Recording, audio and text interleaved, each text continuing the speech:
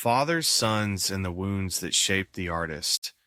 There's a kind of pain that hides in plain sight, the quiet distance between a father and a son. It's not always loud or violent. Sometimes it's just absence, the absence of words, the absence of presence, the absence of being truly seen. You spend your childhood chasing his approval. You show him your art, your music, your ideas, hoping this time he'll understand, hoping he'll look at you and say, I'm proud of you.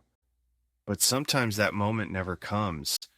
And every time it doesn't, a small piece of you starts to believe you're not enough. That's where so many artists are born, in the silence of that missing affirmation. You learn to turn the ache into creation. You learn to build worlds where you can finally be heard.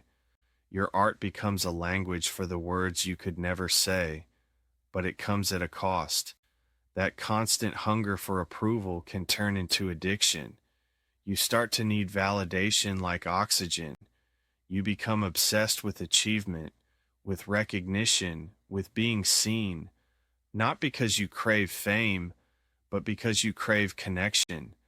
You're still chasing that look in your father's eyes that says, you did good. It's not always their fault. Most fathers are just passing down what they were taught. They grew up in a world that told them love was weakness and emotion was danger. They didn't know how to nurture, only how to protect. And sometimes protection comes disguised as criticism. Be realistic. Stop dreaming. Grow up. He didn't say it to kill your spirit. He said it because he was afraid of what the world would do to you. But the tragedy is that the world didn't have to break you. He already did. A father's absence, whether physical or emotional, leaves a mark that never fully fades. It shapes your sense of worth, your relationships, your art. You start measuring your value through what you accomplish instead of who you are. You look for love and success, peace and perfection, and safety and control. And when it all collapses, when the applause fades and the silence returns, you realize what you were really searching for all along was him, his voice, his presence, his approval. But the truth is, you'll never find it there. You have to find it within yourself. That's where the awakening begins. When you stop chasing his acceptance and start building your own.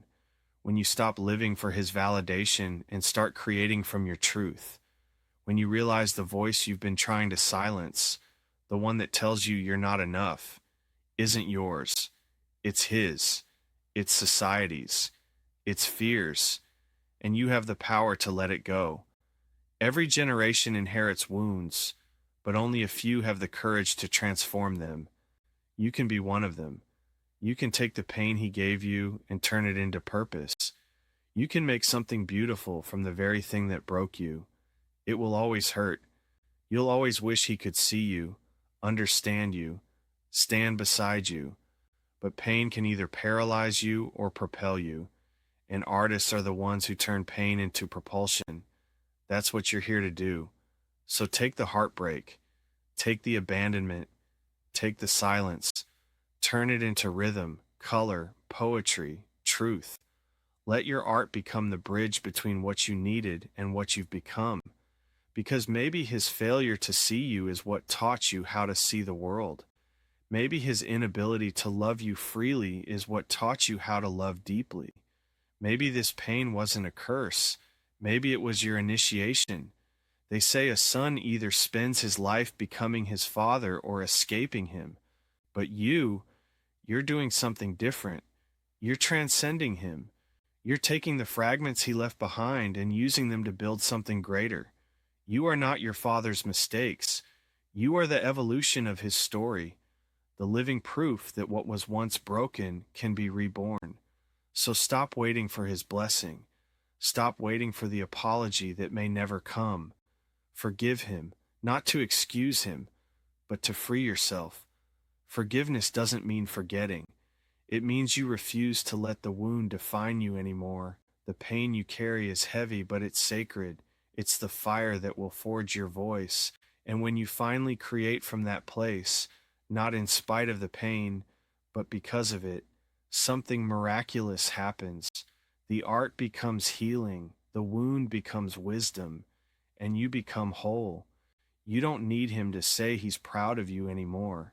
You can say it to yourself. You can look in the mirror and see the man who rose from the ashes and made something beautiful out of the wreckage.